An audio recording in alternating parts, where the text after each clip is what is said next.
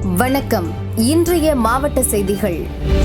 பிரதமர் மோடி பங்கேற்கும் என்டிஏ கூட்டணியின் 2வது பரப்புரை கூட்டம் மார்ச் 10ஆம் தேதி திருச்சியில் நடைபெற உள்ளது. அதற்கான இடத்தை பாஜக மாநில தலைவர் நயினார் நாகேந்திரன் பார்வையிட்டார்.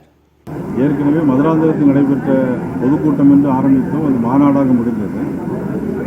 அது மாநாடு யாரும் எதிர்பார்க்காத அளவு பொதுமக்கள் திரளாக கலந்து கொண்டார்கள். அதற்கு பிறகுதான் நீங்கள் ஊடகங்கள் எல்லாம் கொஞ்சம் அப்படி லேசாக திருப்பி எழுத ஆரம்பிச்சிங்க.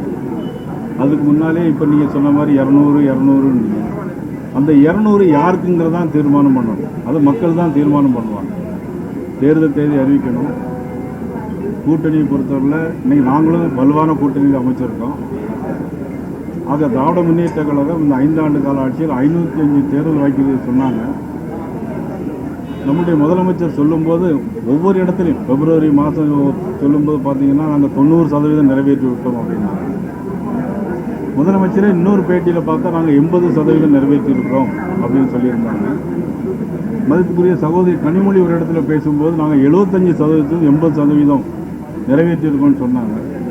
ஆனால் நாங்கள் என்ன சொல்கிறோம்னா அவங்க 90% தேர்தல் வாக்குறுதியை நிறைவேற்றவே இல்லை. பொய்யான வாக்குறுதிகளை சொல்லி தான் ஆட்சிக்கு வந்திருந்தாங்க. ஆக மீண்டும் பொய்யான வாக்குறுதி நிறைய கொடுத்துருக்காங்க. பழைய அரசு ஓய்வு திட்டத்தில் இன்னும் அரசு ஊழியர்களுக்கு முறையான அறிவிப்பு எதுவும் அறிவிக்கிறது. அதனால் அரசு ஊழியர்கள் யாரும் இன்னைக்கு அவங்க பக்கம் ஓட்டு போட மாட்டாங்க. 5 வருஷம் தரேன்னு சொல்லிட்டு இன்னும் அடுத்த வருஷம் தரேன்னு சொல்லியிருக்கிறாங்க. அடுத்த வருஷம் அண்ணன் இபிஎஸ் அவர்கள் தான் முதலமைச்சராக வருவாங்க. தேசிய ஜனநாயக கூட்டணி வெற்றி வரும். ஏற்கனவே கடந்த 2021ஆம் ஆண்டு எங்களுடைய சட்டமன்ற உறுப்பினர்கள் இன்றைக்கு பார்த்தோம்னா 66 பேர் அதிமுகவில், நாங்கள் பிஜேபி 70 பேர், பாட்டாளி மக்கள் கட்சி அன்னைக்கு 75 பேர். அதனால் அன்றைக்கு 5 வருடங்களுக்கு முன்னாலேயே எங்களுடைய எல்லா கூட்டணிகளையும் அதிமுகவில் இன்று இருக்கிற கூட்டணியை கூட்டி பார்த்தோம்னு சொன்னால் அன்றைக்கே 110 இடங்களில் நாங்கள் ஜெயிச்சோம். அன்னைக்குள்ள கணக்கு. வெறும் பணத்தை வைத்து ஆட்சியை பிடிக்கலாம் என்று நினைத்து கொண்டிருக்கிறார்கள். பணப்பெட்டியை வாங்கி கொண்டு தான் கூட்டணியிலே சேர்ந்து கொண்டிருக்கிறார்கள்.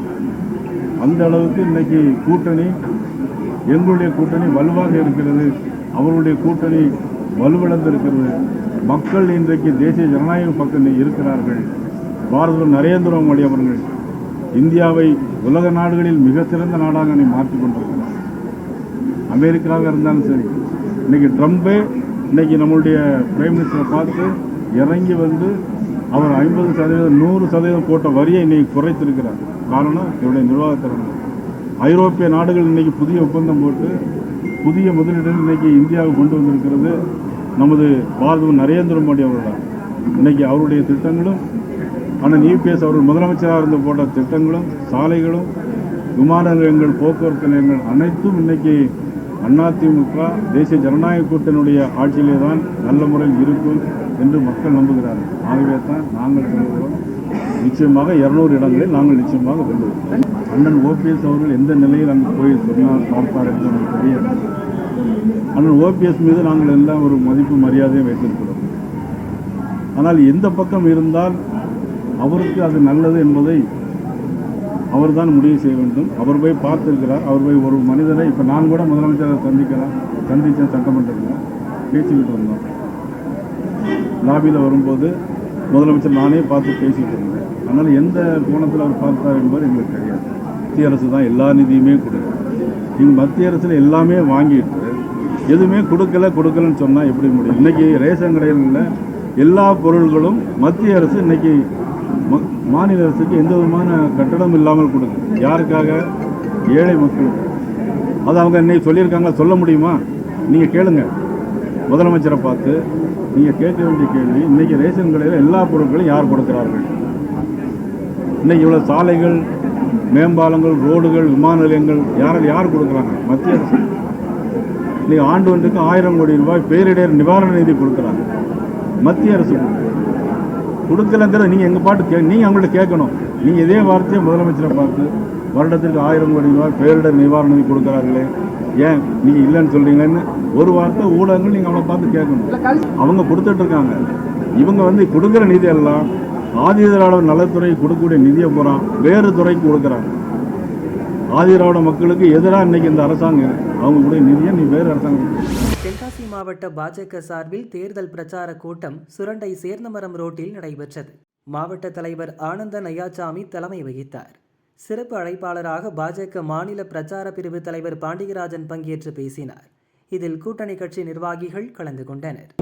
காரணம் விஜயகாந்த் என்கிற மணி இந்த மேடையில் ஒரு வார்த்தை கூட இழிவு செய்து பேசக்கூடாது என்கிற முடிவு எடுத்ததற்கு காரணம் பாரத பிரதமர் நரேந்திர மோடியை எப்படி பார்க்கிறோமோ அப்படிதான் பாஜக தொண்டன் விஜயகாந்த் அவர்களை பார்க்கிறார்.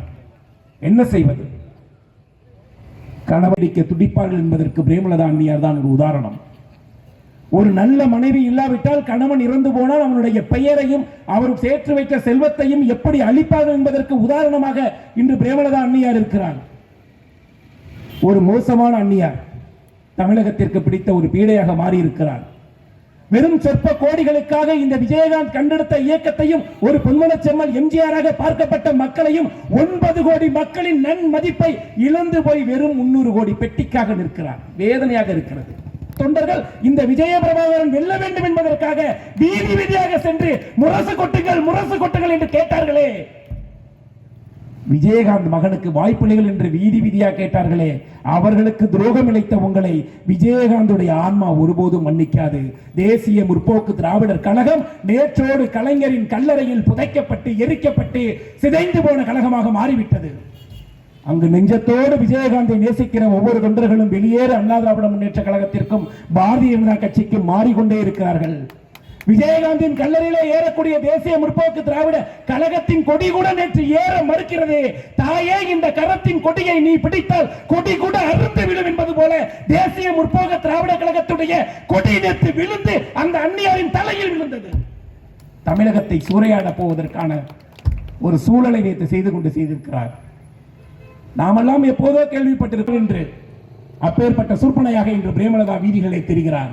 எப்படி வெட்கம் இல்லாமல் வீடு வீடாக வந்து திராவிட முன்னேற்ற கழகத்திற்கு ஓட்டு கேட்பீர்கள் அன்னையாரே? அசிங்கமாக இல்லை? 63 சட்டமன்ற உறுப்பினர்கள் தெரிகிறோம். உனது கட்சி அழிந்து போகும். அண்ணா திராவிட முன்னேற்ற கழகம் அம்மையாரோடு உனக்கு எதிர்ப்பு வந்திருக்கிறது.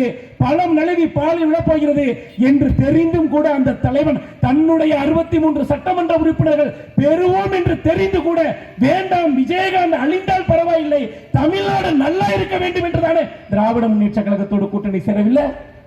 உனக்கு தெரிஞ்ச ஆலோசனை அவருக்கு தெரியாது.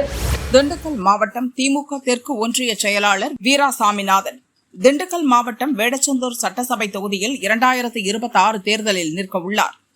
இவர் தமுத்துப்பட்டி அருகே உள்ள பண்ணை வீட்டில் பொதுமக்களை தினமும் காலையில் சந்திப்பது வழக்கம். நேற்று காலை அதுபோன்ற சந்திப்பு நடந்த நேரத்தில் எரியோடு பெருமாள் கோவில்பட்டியைச் சேர்ந்த மணி என்பவர் சால்வை அணிவித்துவிட்டு சற்று ஒதுங்கி நின்றார். அப்போது திடீரென தான் மறைத்து வைத்திருந்த கத்தியை எடுத்த வீரா சாமிநாதன் மீது மணி குத்த முயன்றார். அருகில் நின்றிருந்த குளத்தூர் காலனம்பட்டி நாச்சிமுத்து என்பவரின் இடுப்பில் கத்திப்பட்டு ரத்தம் கொட்டியது. அதே வேகத்தில் வீரா சாமிநாதனின் பின்கழுத்து பின் தலைப்பகுதியில் கத்தி குத்து விழுந்து ரத்தம் கொட்டியது. உடனடியாக அங்கிருந்தவர்கள் கத்தியால் குத்திய மணியை பிடித்து வேடச்சந்தூர் போலீசில் ஒப்படைத்தனர். வீரா சாமிநாதன், நாச்சிமுத்து ஆகியோரை வேடச்சந்தூர் அரசு மருத்துவமனையில் அட்மிட் செய்தனர். சாமிநாதன் மேல் சிகிச்சைக்காக திண்டுக்கல் அரசு மருத்துவமனைக்கு அழைத்துச் செல்லப்பட்டார். எரியோடு போலீசார் விசாரிக்கின்றனர்.